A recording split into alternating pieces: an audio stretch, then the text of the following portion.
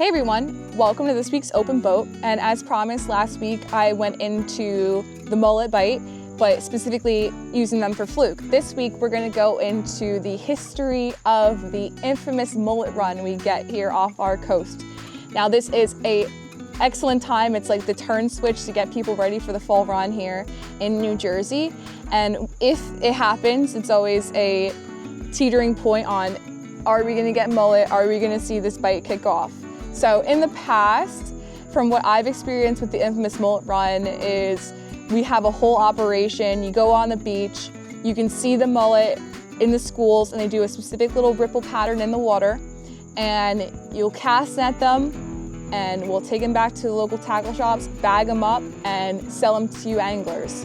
A lot of the times the mullet are sold with the orange float mullet rigs, the ones that come with the long spear and the hook that comes off, and people throw them out whole for either bluefish or striped bass. In the past, I've seen a usual major uptick in bluefish during the mullet run bite, which for the mullet lords here, we use that as a tactic for netting mullet.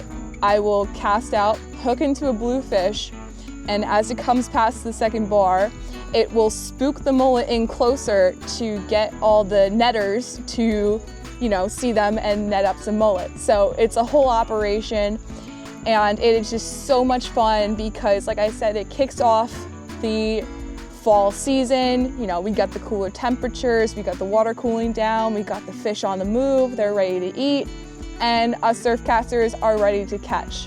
After the long 3 months of the summertime, we all have that itch.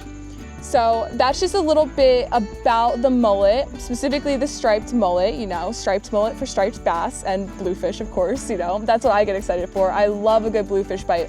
And the one thing with the mullet run is you can get them on top water. Like, you can't get me more excited than a top water bite, especially with bluefish because they go absolutely bonkers. But don't get me wrong, there are stripers in the mix, specifically based off of where you go in the area. You will get lucky and you'll get, hopefully you can brag about it as your first fall run fish of the season, like that first alarm striper. But it's just a ton of fun. Like I said, it's a whole operation.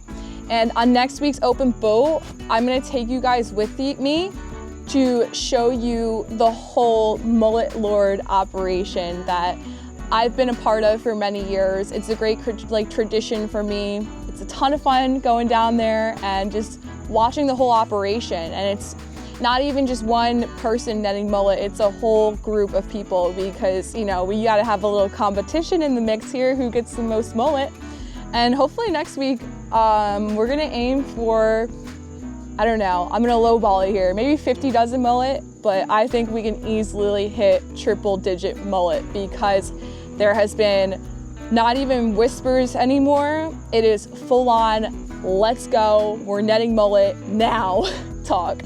So stay tuned for next week's Open Boat. I'm already so excited to go down there and just show you guys the whole mullet lord operation, but definitely stay tuned and get your stuff ready. That's all I gotta say.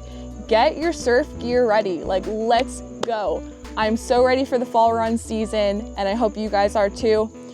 Dust off the waders, check your line, your braid, make sure everything's fresh. Check your hooks, replace your hooks, get your stuff rolling. Get out there, let's go. I'll see you guys next week.